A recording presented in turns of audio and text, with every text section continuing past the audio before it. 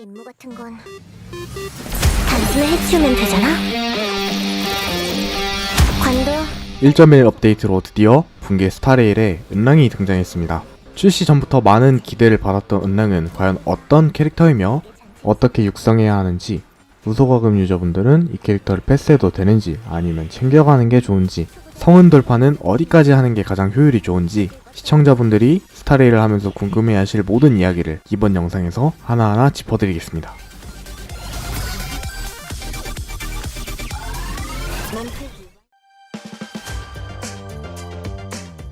은랑은 양자 속성의 공허 운명의 길을 가진 캐릭터입니다.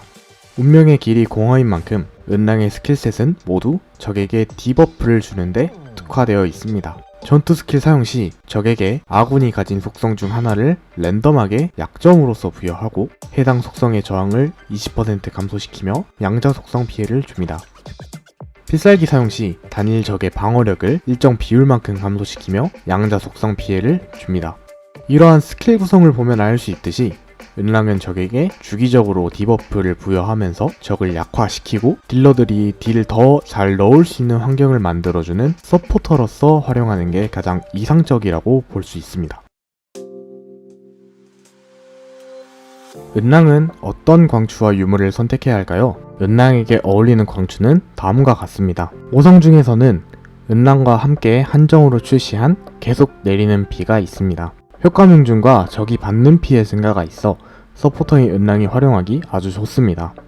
다만 서포터로 기용되는 은랑에게 치명타 확률 증가 옵션은 활용되기 어렵다는 점이 아쉽게 다가옵니다. 4성 중에서는 이벤트 무기인 초보자 임무 시작 전이 가장 좋습니다. 무료로 손쉽게 5중첩까지 얻을 수 있으며 높은 수치의 효과 명중을 챙길 수 있어 가장 잘 어울리는 광추이고, 은랑의 궁극기에는 방어력 감소가 있기 때문에 방어력이 감소된 적을 공격할 때 에너지를 회복하는 옵션도 소소하게 받을 수 있습니다. 이 밖에 고려할 만한 사성 광추에는 효과 명중 옵션이 있는 사냥감의 시선, 적의 방어력을 감소시키는 땀방울처럼 빛나는 결심 정도를 고려할 수 있습니다. 만약 사성 광추가 하나도 없으신 분들은 효과 명중 옵션이 붙어있는 삼성 광추, 그윽이 차선책이 될 수 있습니다.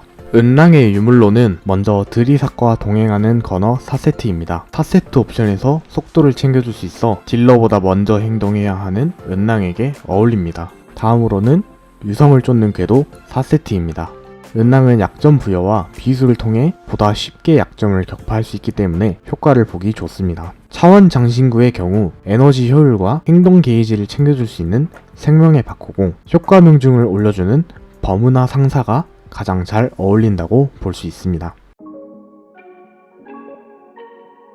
그렇다면 과연 은랑은 꼭 뽑아야 하는 캐릭터일까요? 은랑에게는 적에게 아군이 가진 속성을 약점으로 부여하는 독특하고 강력한 메커니즘을 가지고 있기 때문에 성능이 좋다고 볼 수 있습니다. 약점이 얼마나 중요한지는 이 게임을 해보신 분들이라면 다들 아실 겁니다. 따라서 개인적으로는 마침 한정 캐릭터기도 하니까 명함 정도는 챙기고 하는 게 좋지 않나 라고 생각합니다. 성호는 몇 돌파까지 해주는 게 가장 좋을까요? 돌파를 했을 때 곧바로 효과를 볼 수 있는 성호는 1성혼과 2성혼입니다. 모두 은랑의 디버프 효율을 올려주는 좋은 성혼이기 때문입니다. 4성혼과 6성혼은 모두 은랑의 자체 데미지를 올려주는 옵션이기 때문에 서포터로 기용할 경우에는 그렇게 큰 효과를 보기 어렵습니다. 따라서 효율을 따졌을 때 2돌파까지 해주면 서포터 은랑으로서 가장 잘 운용할 수 있습니다. 하지만 두 성원의 옵션은 모두 충분히 유물이나 광추에서 가져올 수 있는 부분이기 때문에 명함만으로도 충분히 이용할 수 있습니다. 광추의 경우는 어떨까요? 은랑과 함께 온 5성 광추인 계속 내리는 비는 꽤나 비운의 주인공입니다. 경쟁 상대가 가성비 최고의 이벤트 광추거든요. 이벤트 광추인 초보자 임무 시작 전은 아주 쉽게 5중첩까지 할 수 있기 때문에 5성 광추가 명함일 경우 이미 옵션 수치에서 크게 차이가 나버립니다. 계속 내리는 비에는 적이 받는 피해 증가가 있긴 하지만 효과명 중이 아주 중요한 옵션인 만큼 굳이 성옥을 투자해서 명암 광출을 챙기는 건 효율이 좋지 못합니다. 다만 은랑이 2돌파가 되어 있을 경우 명암일 때 5성 광추에 부족한 효과명 중치를 챙겨줄 수 있기 때문에 이때는 고려해볼 만합니다. 정리하자면 은랑은 고성능 서포터이기 때문에 명암 정도는 챙겨주고 가는 게 좋다. 은랑은 명암과 이벤트 광추만 있어도 충분히 활용할 수 있다. 최고 효율을 뽑으려면 은랑의 2돌파와 5성 광추를 함께 사용하는 게 좋다 정도로 말할 수 있겠습니다.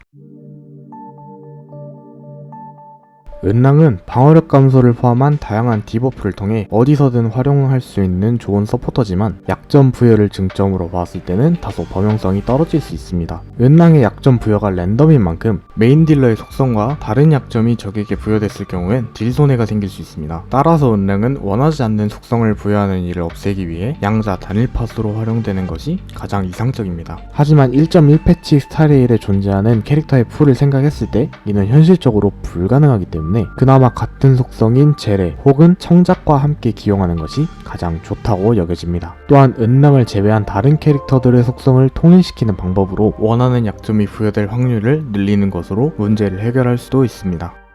지금까지 붕괴 스타레일 1.1 패치 한정 픽업 캐릭터 은랑에 대해서 알아보았습니다. 여러분이 지금까지 갖고 계셨던 모든 고민들이 해결되었기를 바라며 오늘 영상 여기서 마치겠습니다. 감사합니다.